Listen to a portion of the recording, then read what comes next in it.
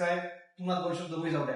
एकच नंबर, एकदम म्हणजे आनंद वाटला साहेब त्यासाठी कॉन्टॅक्ट विसन एकदम घर सारखं काहीच नाही. आपली भाषा शैली आनंद सर्व स्टॉकने आपली चांगली मदत केली, त्याचा मी खूप आभारी.